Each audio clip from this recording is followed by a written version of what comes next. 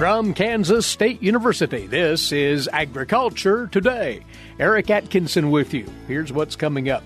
K-State's Jenny Ifft will talk about approaches to price risk management for cow-calf operations when it comes to marketing those calves. She shared information with Extension agricultural agents yesterday on how the USDA's Livestock Risk Protection Insurance coverage compares to other risk management strategies for cow-calf producers.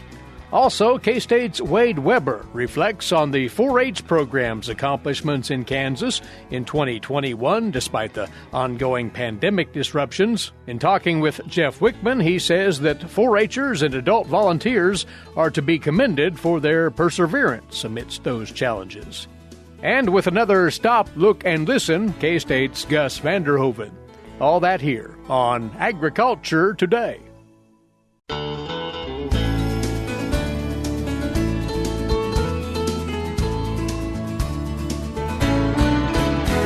You are tuned in to Agriculture Today. Welcome to our Wednesday edition. Well, risk management is a constant in production agriculture. You producers are always engaged in that to one extent or the other. Yesterday, in an online presentation to Extension agricultural agents around Kansas, a K-State risk management specialist talked about the price risk that you cow-calf producers routinely face in your calf marketing and how the USDA's livestock risk protection coverage can possibly take the edge off of that risk. This is K-State's Jenny Ifft, who has logged a considerable time studying the ins and outs of the LRP. Cow-calf producers and farmers in general are experts in risk management.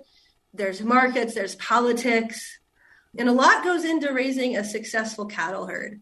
But if you think about when you make the decision, when decisions are made to raise calves for breeding, say you want to have spring-born calves and sell in October, you'd be breeding in June or July of the previous year. So really, you're making a decision a year and a half in advance before you know how much money you're going to make. Calf prices go up and down a lot. A year and a half, you don't know if you're going to be up here on this high point or at one of the low points. So there's a lot of exposure to price risk that ultimately affects the producer's bottom line. You know, producers do a lot to manage risk. I think a lot of the price risk management decisions has been through diversification and other strategies and not directly managing price risk. But even that in itself is a management decision, and it has implications for profitability. In speaking to the Extension agents yesterday, Jenny outlined the types of price risk management approaches that cow-calf operators can look to. There are a lot of, again, different price risk management strategies, and profitability, again, is going to be very sensitive to the prices at the time you sell, what markets are like at this point. First, we have what we call traditional strategies. So this is self-insurance, which is basically not directly managing price risk. So whenever you're selling the cash prices at that time, that's what you're going to take. This is not to say the operation isn't doing anything to manage risk. I think diversifying income sources is a common way to do that. So you might have off-farm income, off-farm job, or calf production might be a small part of the overall farm enterprise. Within this option in the scenarios, what we're going to assume is that calves are sold right after weaning without consideration for market prices. In terms of input costs, this is going to be your lowest cost option, but you're going to be fully exposed to market prices. So whatever the prices are in the fall, October, in our examples, that's what you get. There's backgrounding, so using retained ownership to try to give you some flexibility to be able to ride out low price periods. There's also formal strategy, what we're calling formal strategy. So get hedging, you can be active in futures markets, you could buy a put. That's one option. The option we're focusing on in this is LRP, Livestock Risk Protection. This is an insurance product. It's part of the federal crop insurance program. It's a product for livestock producers. LRP is basically a subsidized put. So it's a lower cost option than hedging, but it acts very much like hedging. So that's what we're going to focus on. We're going to go with the lower cost option as a part of our risk management strategy. Some larger producers that want to try some more complicated strategies still might want to do hedging as well. She talked about each of those options in more detail, eventually in her presentation, comparing them in a variety of production and price scenarios. First, self-insurance. This is where you're not taking direct action to manage market price risk. So whenever you're selling the cash prices at that time, that's what you're going to take. This is not to say the operation isn't doing anything to manage risk. I think diversifying income sources is a common way to do that. So you might have off-farm income, off-farm job, or calf production might be a small part of the overall farm enterprise. Within this option in the scenarios, what we're going to assume is that calves are sold right after weaning without consideration for market prices. In terms of input costs, this is going to be your lowest cost option, but you're going to be fully exposed to market prices. So whatever the prices are in the fall, October, in our examples, that's what you get. And as far as that LRP program, she explained more on how it works. Livestock Risk Protection is an insurance product that helps you insure against unexpected declines in prices. So what it's going to do, it's going to pay out when actual prices are lower than expected. For feeder cattle, this is based on futures markets and the CME index. And so the costs of this product are going to vary based on final market prices of livestock. So the costs of this do change frequently. And if you think about that intuitively, if calf prices are higher, it could cost more to lock in that price. If there's more volatility in the markets, that's another factor. And so more concretely how this works, let's say you're calving in April and you're going to sell in October. So in April, you buy an LRP policy, you're locking in the October's futures prices. And if actual October prices are lower than in April, you're going to get a payout or an indemnity. I also do want to point out, like other insurance products offered, sold by private agents, but they are subsidized by the federal government. Because of this premium subsidy, producers should get back more in payouts in the long run. So not necessarily year to year, but if you participate long enough and consistently enough, on average, you're going to get more back in payouts than you pay in. One reason for this, again, is the premium subsidy. That has recently become more favorable for producers, and one of the reasons we are doing this. LRP's been around for over 20 years, but recently it has become much more attractive to producers in terms of the premium cost. Noting again that retaining ownership of those weaned calves and feeding them in a backgrounding program can be considered a risk management strategy unto itself, says Jenny. So in terms of backgrounding, we're including this in our scenarios as a price risk management option, but we do want to acknowledge that backgrounding is diverse, is pretty diverse. There's a wide range of costs. Some producers might background all the time. Some might never background. The way that we're treating it here is as a price risk management option. And our calculations are based on average cost. So we're not trying to get the low-cost producer, who this is a very profitable option for. We're looking at average costs. And so how we do backgrounding, it's something that we started calling conditional backgrounding. So backgrounding is price risk management. So this is a strategy where what you're going to do is in October, you're going to look at your feed costs and you're going to look at the futures prices for January.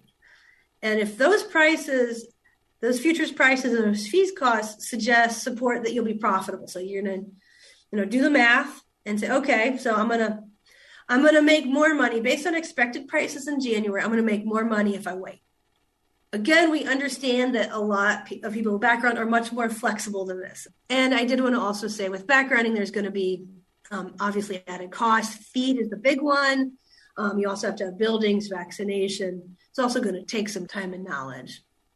And so for backgrounding, I'm going to be honest, it didn't, what we found is it had limited value for risk management, probably due to the inherent lack of flexibility we had to do to get something that could work in these type of scenarios.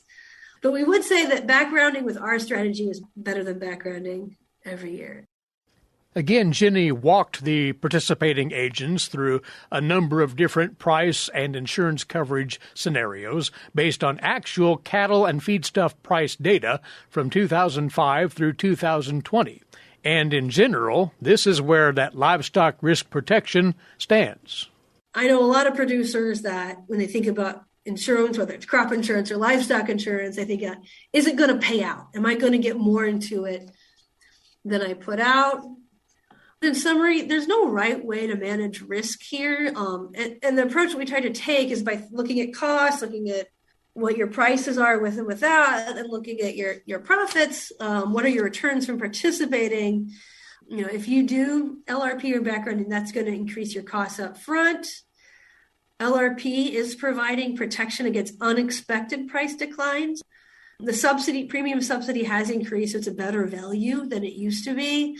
So it's a good, if somebody's interested in price risk management, just wants to get started, it's going to be cheaper and simpler to do than getting into futures markets.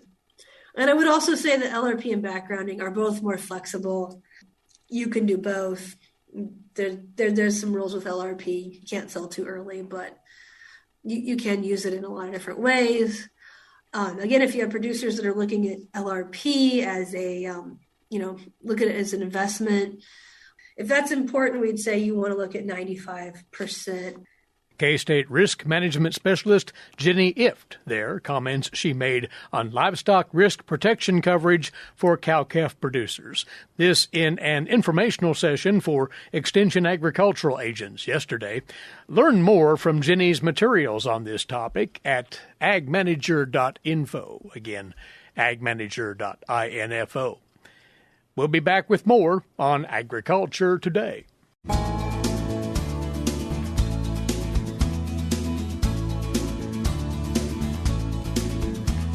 We're back now on Agriculture Today and changing gears now to talk a bit about rural youth. The leader of the Kansas 4-H program is praising the efforts of the volunteers, the professionals, the youth, and their families across the state in getting the organization back to near normal operations in 2021 after all of the pandemic disruptions.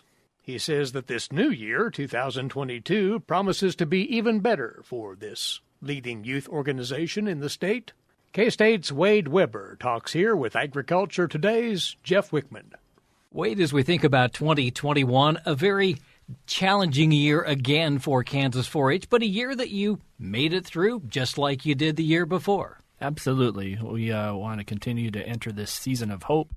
This season also reminds us of new beginnings. And so as we look at 2021, we look at the ways in which young people and volunteers and professionals across the state of Kansas purpose to do their best, do the next best thing, continue to do well for young people, to engage them where they're at, to help them in their project learning, to help them connect with others, and at the end of the day, build that resiliency that really has become a hallmark of Kansas 4-H and will continue to be as we move forward. Maybe just a few of the highlights from 2021, some things that stood out. Absolutely. Well, we were excited this last year to have the Kansas State Fair in person at the capacity that it could compared to 2020.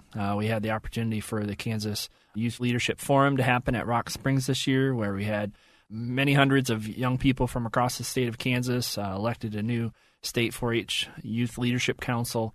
Just the opportunities to continue to engage young people, to help them be in that creative process of youth-adult partnerships and putting together activities at the local level as well as at the state level. And just at the end of the day, celebrating the fact that we're in person, we're doing activities together, we're learning, we're challenging young people where they're at. And at the end of the day, continuing to invite them to be a part of this journey of growing their own capacity as leaders in their local communities through the 4-H Youth Development Program. And also at Rock Springs, seeing some changes made to improve the conditions themselves. Absolutely. We continue to look at, with our partner organizations like the Kansas 4-H Foundation, looking for ways to improve their facilities, not only to address the issues of health and wellness, but also have a functional purpose as they think about what their next 75 years will be at Rock Springs Ranch, and continuing to move forward in the 4-H Youth Development mission across the state. You talked about opportunities for Kansas 4-H youth, and part of that is scholarships, and that's something that they can be looking into. Absolutely. We're excited to say that as of today, the 4-H scholarships that many, many donors contribute towards to help young people think about their next steps as far as their own academic and professional pursuits. And so 4-H scholarships are available, as well as the Vernier Scholarship through the 4-H Foundation is also available. And both of those are active now underneath the Kansas 4-H webpage, underneath scholarships. And that application process is open now until March the 1st. And at that time, they'll be reviewed as we've done in years previous. But we're excited to move forward in that process. We've streamlined some things. Like every year, we continue to learn about our process. And we're excited to be able to offer that opportunity to young people. Well, then really all of the records that they keep throughout their 4-H career, this is when those really come into play because it makes it much easier to apply for scholarships. Absolutely. And we talk about the scholarship process as an opportunity for young people to articulate, demonstrate, and take those things that they did in their project records, as you just mentioned, and then put them into a context of how have I been learning, what have I accomplished, and what was the process, in which I learned about those things going forward. And having that culmination of everything from academic pursuits, sports and athletics, to, vocal and musical kind of talents, theater talents, as well as the out-of-school activities that hallmark the 4-H Youth Development Program, learning responsibilities, engaging with their community, seeing a need, meeting a need. All those types of things are really critical and important as we think about helping young people and equipping young people to do their best, to tell their best story as they apply for those scholarships. Because I can tell you, as a person who's been a part of reviewing not necessarily 4-H scholarships, but other types of scholarships, we're always looking for that story. We're looking for that impact. We're looking at the ways in which young people can talk about not just the office they held, but the responsibilities that they demonstrated and how they grew as a future professional, right, in that capacity. Because when we think about scholarship applications, that's really where we see those who can articulate and communicate how and what they've learned as really setting them apart from those who haven't yet learned that ability to communicate what they've achieved. From a programming standpoint, what might we see in 2022? Yeah, we're excited about the continued renewal and engagement of in-person activities. We're excited about that. We're excited about the state opportunities for us here coming up soon with the Horse Panorama, January the 28th and 30th at Rock Springs Ranch, just south of Junction City.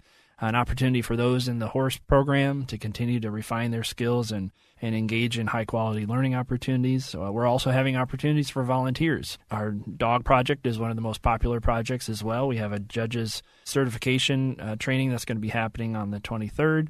And again, both of those activities immediately are available on our website underneath the events tabs. As well as we also have our annual activity during the President's Day weekend. February 20th through 21st is our Citizenship in Action event that's held at the Capitol in Topeka. We're looking forward to the opportunity to learn about facilitation, helping bring people together to talk about important issues that would affect their community, why facilitation is so important in the context of state government, et cetera.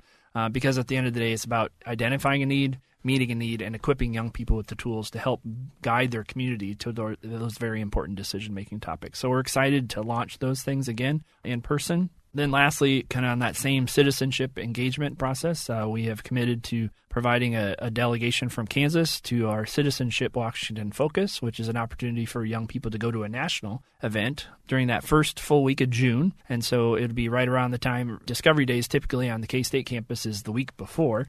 So it would be an opportunity for young people to think about it now.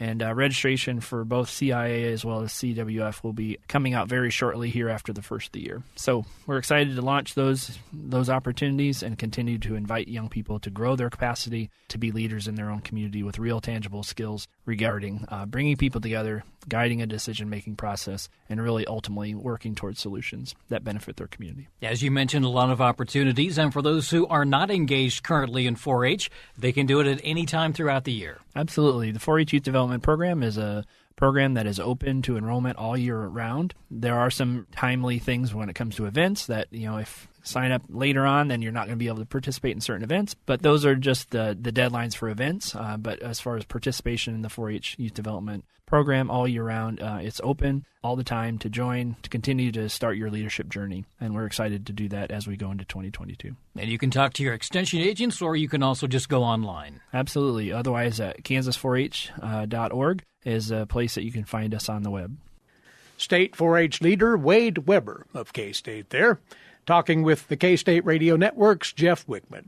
And while we're on the rural youth theme here, want to remind once more about a pair of Kansas Junior Livestock events upcoming here on the K-State campus and hosted by the Animal Sciences and Industry Department. Agriculture Today's Shelby Varner talks with K-State Youth Livestock Coordinator Lexi Hayes about those. Junior Producer Days is a fun event for the youth. What are the dates and what species will be looked at? We are so excited to have families back with us on campus in March. We're going to have Junior Beef Producer Day on Saturday, March 5th, and then Junior Sheep Producer Day will be Saturday, March 19th, and they will be in person here at K-State in Weber Hall. What is classified as a junior for these days? Actually, these are family events. They are targeted towards youth, so that 7 to 18 age range, but it really is a family event. Most families come, parents come. There are a lot of project leaders that'll bring a group of kids or agents and bring kids from their county that are enrolled in that species and come. So really, anyone can come, but it is targeted towards the youth and them learning more about their project. What do you hope for participants to get from this event? We hope they just learn how to select and manage their project through the completion. So whether that be the county fair, whether that be them showing at one of the state shows, the state fair or the Kansas Junior Livestock Show, or if they are a young producer that is developing their own herd, we want everyone to be able to take something away. So we have a variety of topics that we will be discussing, from selection to nutrition to meat science, because that's an important aspect of raising production animals, and even some repro sessions. So we're really excited about the speakers that we have coming this year. How do they register for this event? Registration is open now, and there are flyers posted on our website. And if you want to register by paper, you can print that off and send in your registration fee with that. And it is $15 a person until the registration deadline. Or you can also register online. A lot of people prefer that option, and so they can also go online and register all their family members. And we do need everyone to register who's going to attend. Even though it's a youth event, we need both youth and parents that will be coming to register to make sure that we have lunch for them. And also, if they register by the deadline, they'll get a t-shirt as part of their registration.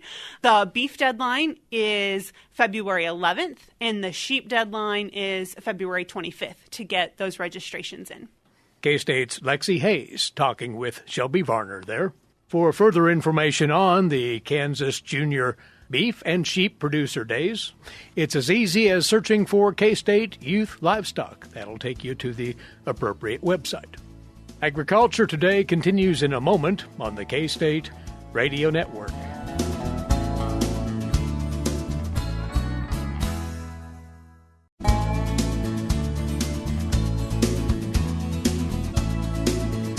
This is Agriculture Today. Stop, look, and listen. We are now nearly 2 weeks into the new year, when it snowed and iced. That's Gus van Der Hoeven of Kansas State University with comment on life in rural Kansas. I looked at this past weekend with different eyes. Our Dutch family friend returned to the Netherlands, and all of a sudden it is again quiet in the house. No soft singing downstairs or the bubbly voice. No coming home or leaving to visit friends she has here. A long time ago she was an exchange student and attended Manhattan High School. The exchange experience was a good experience for her. She fell in love with Manhattan and Kansas. It feels like a second home. Flying back home, the COVID papers had to be in order just as they had to be coming in. But it all fell in place. The attendant at the Manhattan airport checked everything carefully. Boom, boom, and stamps were delivered as she was good to go. Departure was on time to Dallas. Back home, I followed the flight on my computer screen. Once in Dallas, the frustration started. There was a long delay. The boarding and then unboarding the plane was not funny, but it happens, and better on the ground than in the air. After more delays, another plane was brought in, and another 3 hours later, takeoff. I could follow again it all on my monitor. What was to be a 10-hour-plus flight to Amsterdam turned out to be an 8-hour flight. I think 8.5 hours. That plane must have flown very fast. The Christmas tree is still lit up, but with the guests gone, it's now time to put all the ornaments back in the special box, a sturdy box used for many years. It's tied with a cord from a hammock my brother once sent.